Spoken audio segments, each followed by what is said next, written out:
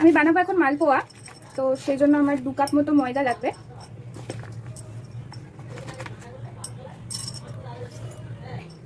এক কাপ আমি সুজি দিয়ে দিলাম, 1 কাপ আমি চিনি দিয়ে দেবো, তালের পাল্প দিয়ে দেবো আমি একটু 2 টেবিল চামচ, 3 টেবিল চামচ মতো আমি দিলাম। তো নারকেল কুড়ো অ্যাড করছি, দিয়ে এবার একটু আমি উষ্ণ গরম জল দিয়ে মাখিয়ে নেব। একটু মৌরি আমি এর মধ্যে দিয়ে দিচ্ছি, টেস্টটা খুব সুন্দর হয়। তাহলে দিয়ে আমি এটাকে মেখে নেব। একটা স্মুথ ব্যাটার এটা দিয়ে তৈরি করে নিতে হবে।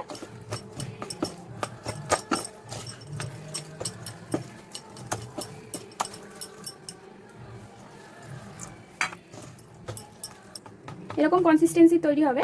এটা এবার 15 মিনিটের জন্য আমি ঢাকা দিয়ে রেখে দেবো, তাহলে সুজিটা ফুলে যাবে। তারপরে আমি এটাকে ভাজার জন্য আবার ফেটিয়ে নিয়ে ভেজে নেব। মালপোয়া বানানোর জন্য আমি চিনি শিরাটা রেডি করে নেব। কড়াই বসিয়ে দিয়েছি, ওর মধ্যে আমি 2 কাপ মতো জল অ্যাড করবো।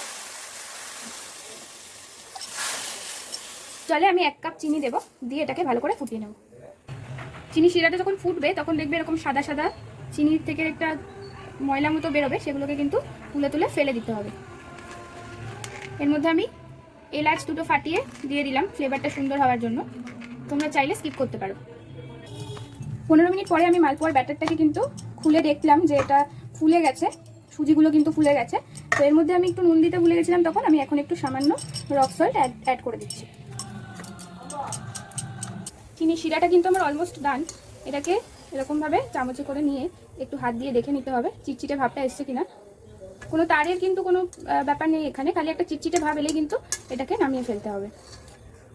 নুন দেওয়ার পরে আমি আর 1/2 কাপ মতো উষ্ণ গরম জল দিয়ে এটাকে এরকম ব্যাটারটা তৈরি করে নিয়েছি। এরকম কনসিস্টেন্সিতে থাকবে ব্যাটারটা, খুব ঘন হয়ে গেছিলো, তাই জন্য আমি আরও 1/2 কাপ মতো জল দিয়েছি।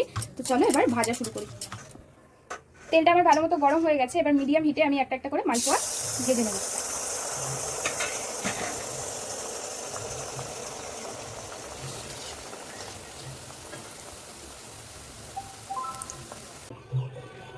আর একটা করে দেখাচ্ছি তোমাদের।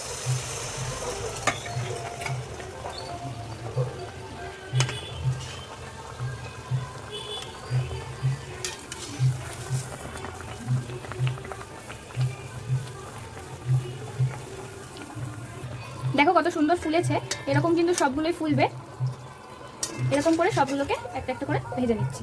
দেখো মালপোয়াগুলো কিন্তু আমার ভাজা হয়ে গেছে, এগুলো এবার আমি চিনির রসের মধ্যে দিয়ে দেবো একটা করে।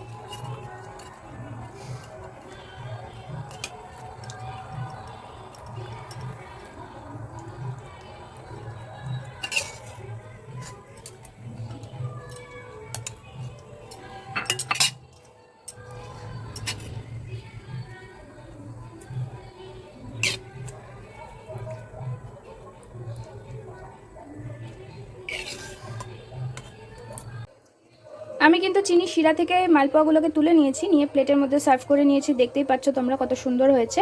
তো আজকে জন্মাষ্টমীর দিন ভগবান শ্রীকৃষ্ণকে ভোগ দেওয়ার জন্য মালপোয়া কিন্তু একদম রেডি। তো চলো তোমরাও ঝটপট বানিয়ে ফেলো, আর শ্রীকৃষ্ণকে তোমরাও ভোগ দিতে পারো এরকমভাবে বানিয়ে। আর কেমন হলো আমাকে কমেন্ট করে জানাও। তো লেটস ট্রাই ইট।